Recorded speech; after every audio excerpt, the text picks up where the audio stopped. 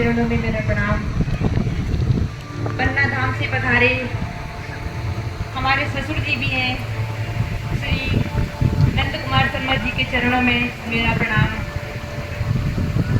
विद्वान हिमांशु शर्मा, अरुण शर्मा जी, हमारे पन्ना धाम पूर्व ट्रस्टी श्री यशवंत शर्मा जी, बिलानी धाम श्री कृष्ण प्रणामी मंदिर के अध्यक्ष, उपाध्यक्ष, सचिव और इस महापुराण 108 महापुराण में जो भी सुंदर साथ सहयोग कर रहे हैं और दूर दूर से गांव से आए जो सुंदर साथ हैं, जो इस धर्म लाभ का पूरा पुण्य ले रहे हैं, इसमें शामिल होने के लिए आए हुए हैं, और हमारे संगीतज्ञ जो इसमें चार चांद लगाने के लिए अपनी मधुर वाणी से आपको प्रसन्न कर रहे हैं।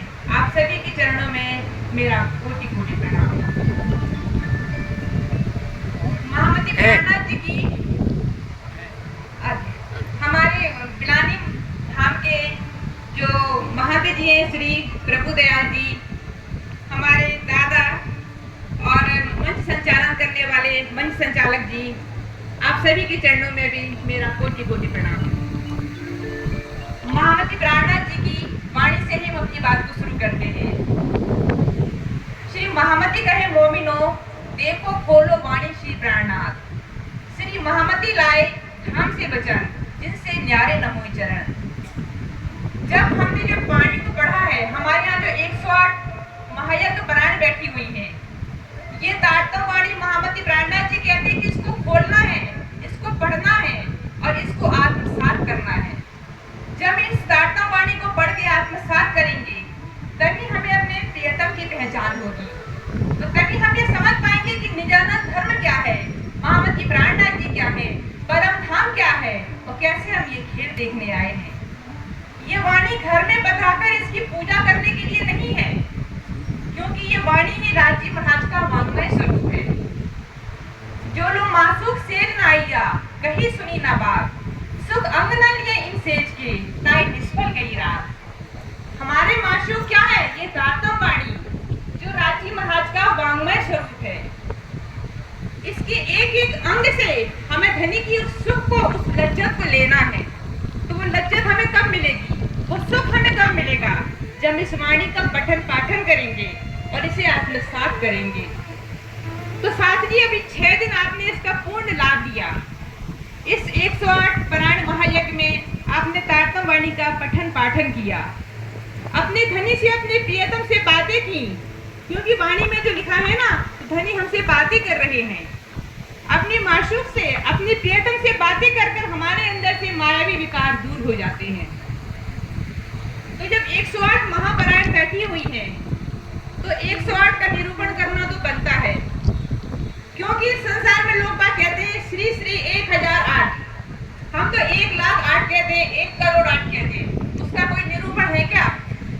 लेकिन महामती प्राणनाथ जी ने हमें 108 का निरूपण करके बतलाया है कि क्यों हम 108 महाप्राण बिठाते हैं, क्यों हम 108 मोती की माला करते हैं, क्यों हम राजी का नाम 108 बार लेते हैं।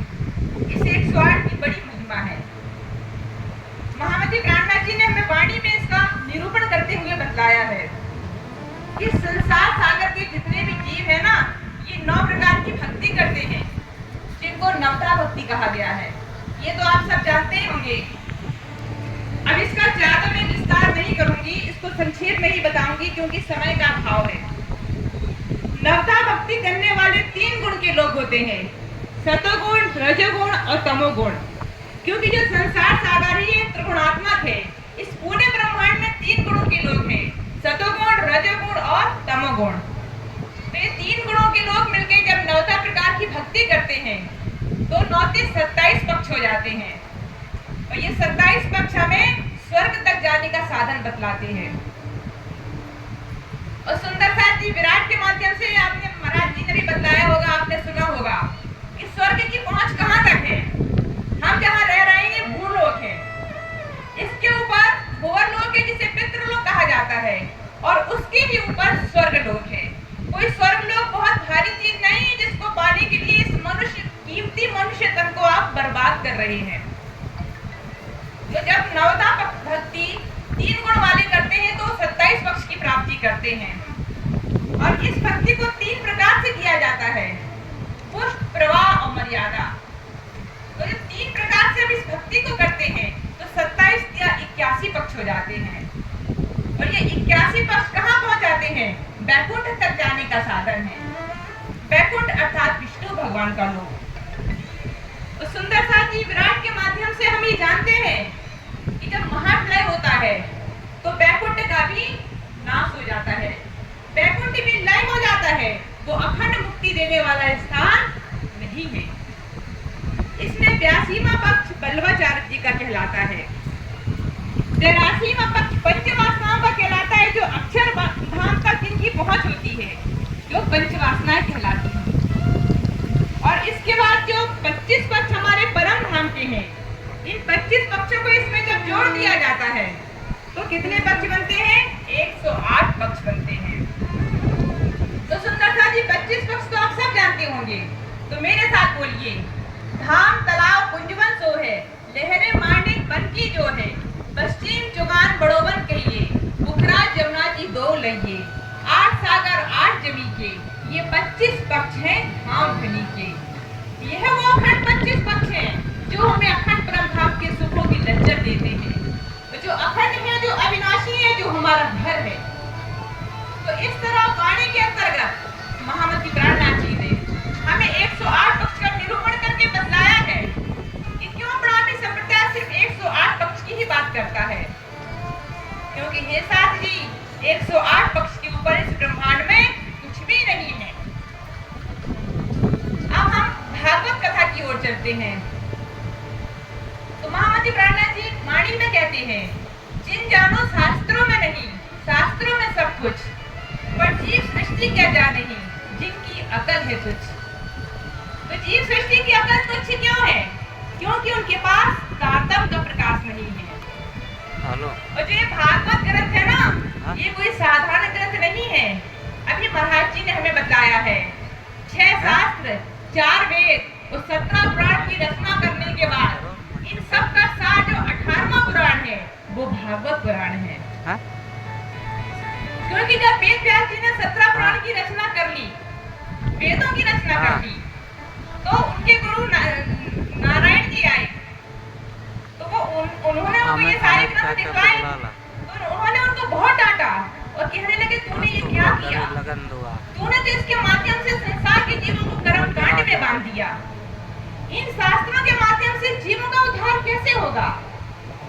तब वेद व्यास जी ने 18वें पुराण भागवत पुराण की रचना की। और ये भागवत पुराण पता क्या है? ये हम ब्रह्म सृष्टियों का पत्र है। ओड़ा दोय भाग का, एक वैराट दूजा वेद, जीव जानो जाली बांधे, पावे नहीं काहू का भेद। तो हे साथ जी, इस ब्रह्मांड में जो ये विराट है, जिसको हम देख रहे हैं, वो जो वेद है वो घोड़े के समान है। वो जो भागवत ग्रंथ है उसे भी घोड़ा कहा गया है। किसके लिए? संसार के जीवों के लिए, क्योंकि उनके पास तारतम्य का प्रकाश नहीं है। लेकिन हमारे पास तारतम्य का प्रकाश है, तो हमें इस घोड़े में से मूल तत्वों को हासिल करना है। तो जो भागवत ग्रंथ है, भागवत ग्रंथ में 12 स्कंद हैं, तो इसका मूल तत्व जो है वो 10वां स्कंद कहलाता है। और 10वें स्कंद में भी 90 अध्याय हैं। तो 90 अध्याय में से 30 अध्याय में तो ब्रज की लीला का वर्णन हुआ है, लेकिन जो 5 अध्याय बचे उसके अंतर्गत रास की लीला का वर्णन हुआ है। तो सुखदेव मुनि जब राजा परीक्षित को ब्रज रास की लीला का वर्णन करके सुना रहे थे, आप लोगों को तो ये कथा पता होगी ना, जब परीक्षित जी को सर्प को काटने से मरने का श्राप मिला था, तो सुखदेव मुनि उनका कल्याण करने के लिए उन्हें भागवत कथा सुना रहे थे। तो चूंकि सुखदेव मुनि भी उस अखंड रास के रस में डूबना चाहते थे, उसका आनंद लेना चाहते थे, लेकिन अखंड का रस उसी को मिलता है जो उसका पात्र होता है। राजा परीक्षित उसके पात्र नहीं थे, तो ब्रज की लीला तो उन्होंने सुन ली। तो जैसे ही रास की लीला का वर्णन होने लगा, तो उन्होंने देखा कैसे कृष्ण कन्हैया इन गोपिकाओं के साथ रास की लीला करते थे। उनके मन में प्रश्न आ गया और उन्होंने सुखदेव जी से प्रश्न कर लिया कि ये कृष्ण कन्हैया कैसी इतनी सारी गोपिकाओं के साथ लीला करते थे। सुखदेव मुनि ने उन्हें पहले ही रोक दिया था कि परीक्षित बीच में प्रश्न मत करना। और जैसे ही राजा परीक्षित ने बीच में प्रश्न किया तो सुखदेव मुनि क्या कहने लगे, मैं जोगी तू राजा रहा, कहने वाला तो रुक कर गया। क्योंकि सुखदेव मुनि उसमें जो रास की लीला का वर्णन कर रहे थे वो अद्वैत की शक्ति थी जिसके माध्यम से वो इसका वर्णन कर रहे थे, लेकिन वो भी इसके रस को लेने के पात्र नहीं थे। क्योंकि हे साहब जी, अभी महाराज जी आपको रास की लीला का वर्णन करके बताएंगे। तो ये रास की लीला तो ऐसी है कि यदि 500 अध्याय भी इसके लिख दिए जाए ना तो भी कम है, लेकिन सुखदेव मुनि ने इसको सिर्फ 5 अध्याय में ही समेट दिया, क्योंकि वो उस रस का रसपान नहीं कर पा रहे थे। तो महामती प्राणनाथ जी ने बहुत शॉर्ट में भागवत का सार बतलाया है। भागवत का सार 10वां स्कंद, 10वें स्कंद का सार चतुर्श्लोकी भागवत, और चतुर्श्लोकी भागवत का सार घर श्री धाम अने श्री कृष्ण, वो अखंड परम धाम जहाँ हमारे राज्य महाराज श्री कृष्ण जी विराजमान हैं और जिनके चरणों की हम वंदन करते हैं और जिनको अपने हृदय में आत्मसात करते हैं। सुंदर साथ जी, मैं ज्यादा समय नहीं लूंगी, लेकिन मैं आपसे कितना प्रश्न पूछना चाहती हूँ। ऐसा कहा गया है कि जितने भी देवी देवता हैं उनमें सर्वोपरि श्री कृष्ण कहलाते हैं। तो जब विष्णु भगवान के 24 अवतार हैं, जिसमें 22 अवतारों का वर्णन सुखदेव मुनि ने किया हुआ है, 23वां और 24वां पुत्र कल्कि अवतार का वर्णन वो भी नहीं कर सके। तो जितने ये 22 अवतार हैं, जिसमें 22वां अवतार श्री कृष्ण का माना जाता है। तो जब पूरे विष्णु भगवान के अवतार हैं तो इन सब में कृष्ण ही क्यों सर्वोपरि?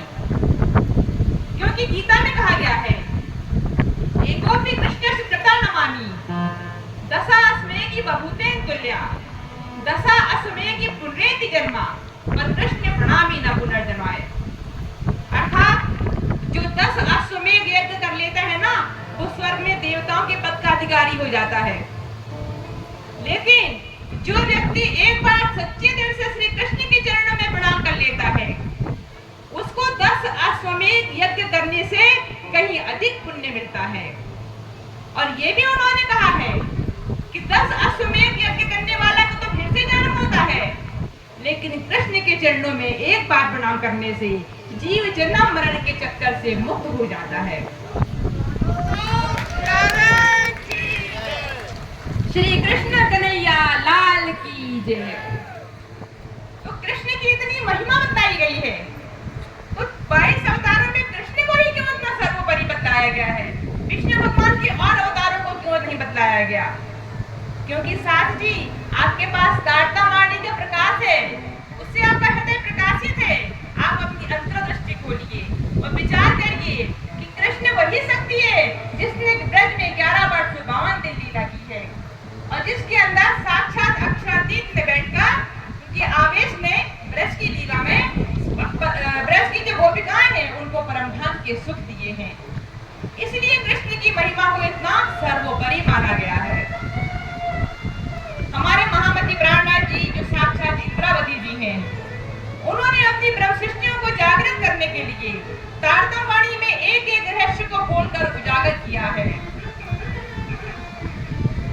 कृष्ण की महिमा को महामती प्राणनाथ जी कहते हैं कि श्री कृष्ण जो 11 वर्ष 52 दिन की जिन्होंने लीला की है, वही क्योंकि हम कृष्ण प्रणामी संप्रदाय में यही मानते हैं कि सिर्फ 11 वर्ष 52 दिन के कृष्ण को ही हम मानते हैं, क्योंकि वही अक्षरातीत के आवेश की शक्ति है।